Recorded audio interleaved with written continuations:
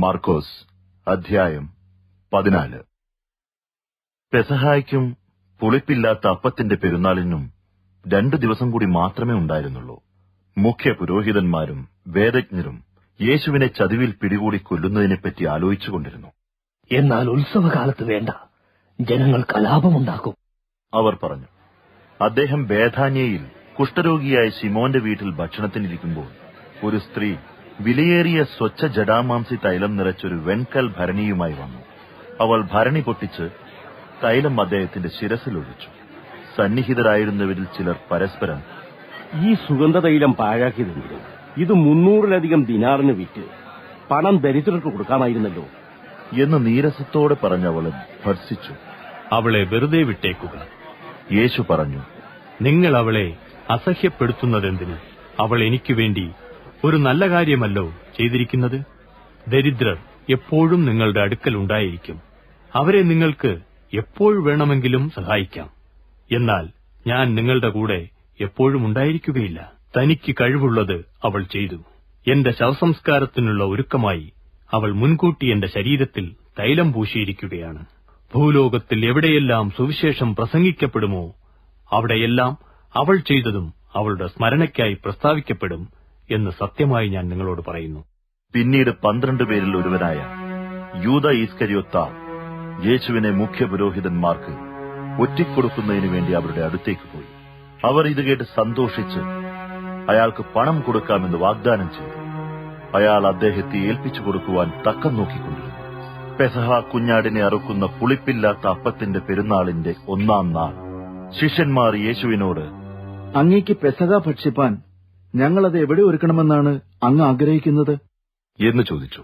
അദ്ദേഹം ശിഷ്യന്മാരിൽ 2 പേരെ വിളിച്ച് അവരോട് ഇപ്രകാരം പറഞ്ഞു. നിങ്ങൾ നഗരത്തിലേക്ക് പോകുവിൻ. ഒരു കുടം വെള്ളം ചുമന്നുകൊണ്ടുവരുന്ന ഒരു മനുഷ്യൻ നിങ്ങൾക്ക് അഭിമുഖമായി വരും. അയാളുടെ പിന്നാലെ ചെല്ലുവിൻ. അയാൾ പ്രവേശിക്കുന്ന വീടിന്റെ ഉടയവനോട്, എന്റെ ശിഷ്യന്മാരുമായി ഞാൻ പെസഹ ഭക്ഷിക്കാനുള്ള അതിഥിശാല എവിടെയാണ് എന്ന് ഗുരു ചോദിക്കുന്നു എന്ന് പറവിൻ. അയാൾ നിങ്ങൾക്ക് വിരിച്ചൊരുക്കിയ വിശാലമായ ഒരു മാളികമുറി കാണിച്ചു തരും. അവിടെ നമുക്ക് വേണ്ടി ഒരുക്കങ്ങൾ ചെയ്യുവിൻ എന്ന് പറഞ്ഞു. ശിഷ്യന്മാർ നഗരത്തിലെത്തി. യേശു തങ്ങളോട് പറഞ്ഞിരുന്നതുപോലെ എല്ലാം കണ്ടു. അവിടെ അവർ പെസഹ ഒരുക്കി. സന്ധ്യയായപ്പോൾ യേശു 12 പേരോടുകൂടെ അവിടെ എത്തി. അവർ ഭക്ഷണത്തിനിരിക്കുമ്പോൾ യേശു, സത്യമായി ഞാൻ നിങ്ങളോട് പറയുന്നു, നിങ്ങളിൽ ഒരുവൻ, എന്നോടുകൂടെ ഭക്ഷിച്ചുകൊണ്ടിരിക്കുന്ന ഒരുവൻ തന്നെ എന്നെ ഒറ്റിക്കൊടുക്കും എന്ന് പറഞ്ഞു. അവർ ദുഃഖിതരായി.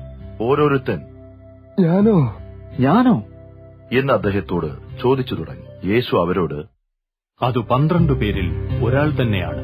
എന്നോടുകൂടെ പാത്രത്തിൽ അപ്പം മുക്കുന്നവൻ തന്നെ.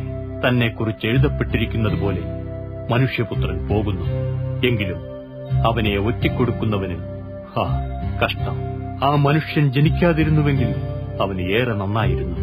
അവർ ഭക്ഷിക്കുമ്പോൾ യേശു അപ്പം എടുത്ത് വാഴ്ത്തി നുറുക്കി ശിഷ്യന്മാർക്ക് കൊടുത്തുകൊണ്ട് പറഞ്ഞു, വാങ്ങുവിൻ, ഇതെന്റെ ശരീരമാകുന്നു. പിന്നെ അദ്ദേഹം പാനപാത്രം എടുത്തു വാഴ്ത്തി അവർക്ക് കൊടുത്തു. അവരെല്ലാവരും അതിൽ നിന്ന് കുടിച്ചു. അദ്ദേഹം അവരോട്, ഇത് എന്റെ രക്തമാകുന്നു, അനേകർക്കു വേണ്ടി ചൊരിയപ്പെടുന്ന ഉടമ്പടിയുടെ രക്തം.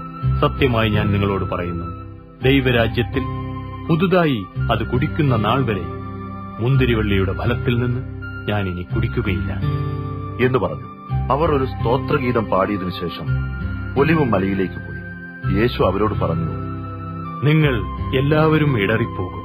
ഞാൻ ഇടയനെ വെട്ടും, ആടുകൾ ചിതറിപ്പോകും എന്ന് എഴുതിയിരിക്കുന്നുവല്ലോ. എന്നാൽ ഞാൻ ഉയർത്തെഴുന്നേറ്റതിനു ശേഷം നിങ്ങൾക്ക് മുമ്പായി ഗലീലയിലേക്ക് പോകും. എല്ലാവരും ഇടറിപ്പോയാലും ഞാൻ ഇടറുകയില്ല. പത്രോസ് പറഞ്ഞു. അതിന് ഉത്തരമായി യേശു, സത്യമായി ഞാൻ നിന്നോട് പറയുന്നു, ഇന്ന് ഈ രാത്രിയിൽ തന്നെ കോഴി 2 തവണ കൂവുന്നതിനു മുമ്പേ നീ 3 പ്രാവശ്യം എന്നെ തള്ളിപ്പറയും എന്ന് പറഞ്ഞു. എന്നാൽ പത്രോസ്, അങ്ങയോടുകൂടെ മരിക്കേണ്ടി വന്നാലും ഞാൻ ഒരു നാളും അങ്ങയെ തള്ളിപ്പറയുകയില്ല എന്ന് ഉറപ്പിച്ചു പറഞ്ഞു. മറ്റുള്ളവരും അത് തന്നെ പറഞ്ഞു. അവർ പിന്നെ ഗെത്സെമന എന്നു പേരുള്ള സ്ഥലത്ത് ചെന്നു. യേശു ശിഷ്യന്മാരോട്, ഞാൻ പ്രാർത്ഥിച്ചു തീരുവോളം ഇവിടെ ഇരിപ്പിൻ എന്ന് പറഞ്ഞു. പിന്നെ അദ്ദേഹം പത്രോസിനെയും യാക്കോബിനെയും യോഹന്നാനെയും കൂട്ടിക്കൊണ്ടുപോയി. ദുഃഖവിവശനും വ്യാകുലനുമാകുവാൻ തുടങ്ങി.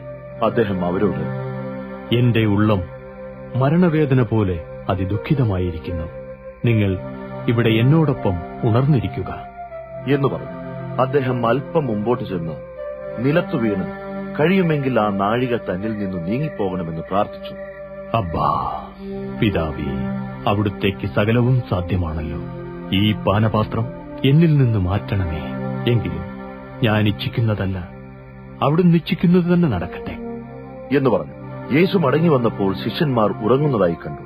അദ്ദേഹം പത്രോസിനോട്, ശീമോനെ, നീ ഉറങ്ങുന്നുവോ? 1 മണിക്കൂർ ഉണർന്നിരിപ്പാൻ നിനക്ക് കഴിഞ്ഞില്ലേ? പരീക്ഷയിൽ അകപ്പെടാതിരിപ്പാൻ ഉണർന്നിരുന്നു പ്രാർത്ഥിക്കുക. ആത്മാവൊരുക്കമുള്ളത്, ജഡമോ ബലഹീനമാണ് എന്ന് പറഞ്ഞു. ഒരിക്കൽ കൂടി അദ്ദേഹം പോയി ആ വാക്കു തന്നെ പറഞ്ഞു പ്രാർത്ഥിച്ചു. അദ്ദേഹം തിരിച്ചെത്തിയപ്പോൾ നിദ്രാഭാരം കൊണ്ട് അവർ പിന്നെയും ഉറങ്ങുന്നത് കണ്ടു. അദ്ദേഹത്തോട് എന്താണ് പറയേണ്ടതെന്ന് അവർക്കറിഞ്ഞുകൂടാ. അദ്ദേഹം 3-ാം പ്രാവശ്യം തിരിച്ചു വന്ന് അവരോട്, ഇപ്പോഴും നിങ്ങൾ ഉറങ്ങി വിശ്രമിക്കുന്നുവോ?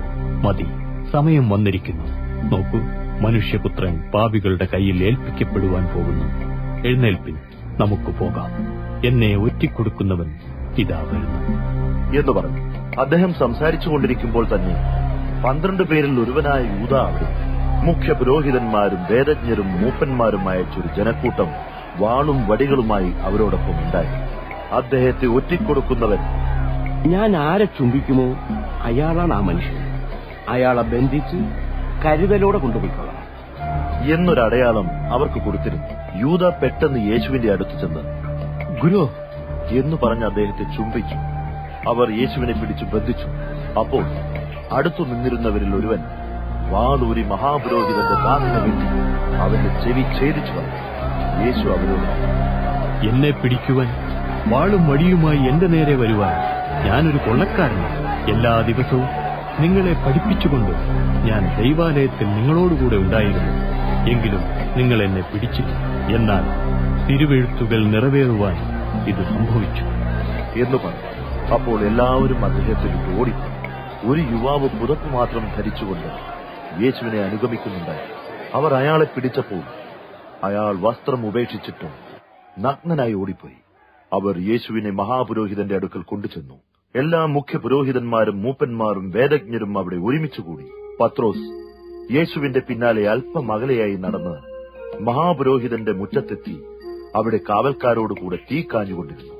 മുഖ്യ പുരോഹിതന്മാരും ന്യായാധിപ സംഘം മുഴുവനും യേശുവിനെ കൊല്ലുന്നതിനു വേണ്ടി അദ്ദേഹത്തിനെതിരായി തെളിവുകൾ അന്വേഷിച്ചുകൊണ്ടിരുന്നു.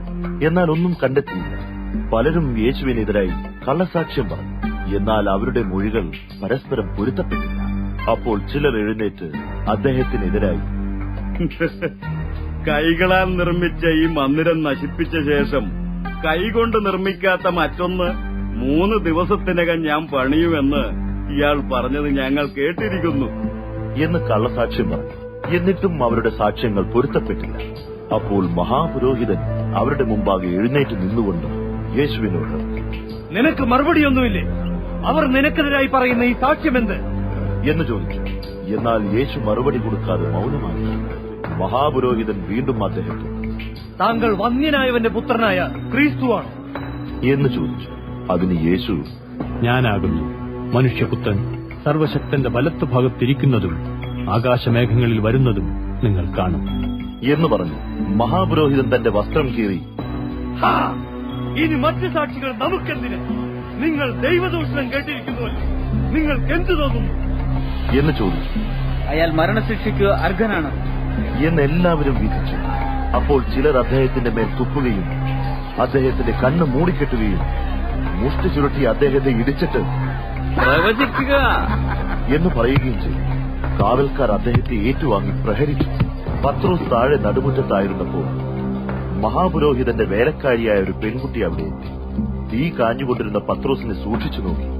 ആ നസറായനായ യേശുവിന്റെ കൂടെ നിങ്ങളും ഉണ്ടായിരുന്നല്ലോ അവൾ പറഞ്ഞു. എന്നാൽ അയാളത് നിഷേധിച്ചു. എനിക്കറിഞ്ഞുകൂടാ, നീ എന്താണ് പറയുന്നതെന്ന് എനിക്ക് മനസ്സിലാവുന്നുമില്ല എന്ന് പറഞ്ഞുകൊണ്ട് പടിപ്പുരയിലേക്ക് പോയി. വേലക്കാരി വീണ്ടും അയാളെ അവിടെ കണ്ടപ്പോൾ ചുറ്റും നിന്നിരുന്നവരോട്, ഈ മനുഷ്യൻ അവരിൽ ഒരാളാണ് എന്ന് പറഞ്ഞു. അയാൾ വീണ്ടും അത് നിഷേധിച്ചു. അല്പം കഴിഞ്ഞ് അടുത്തു നിന്നവർ പത്രോസിനോട്, തീർച്ചയായും നിങ്ങൾ അവരിൽ ഒരുവനാണ്. നിങ്ങൾ ഗലീലക്കാരനാണല്ലോ എന്ന് പറഞ്ഞു. അയാൾ സ്വയം ശപിച്ച് അവരോട് ആണയിട്ടുകൊണ്ട് പറഞ്ഞു, നിങ്ങൾ പറയുന്ന ആ മനുഷ്യനെ ഞാൻ അറിയുകയില്ല. ഉടനെ കോഴി 2ാം പ്രാവശ്യം കൂവി. കോഴി 2 തവണ കൂവുന്നതിനു മുമ്പേ നീ 3 പ്രാവശ്യം എന്നെ തള്ളിപ്പറയും എന്ന് യേശു പറഞ്ഞ വാക്കോർത്തു. അത് വിചാരിച്ച് പത്രോസ് പൊട്ടിക്കരഞ്ഞു.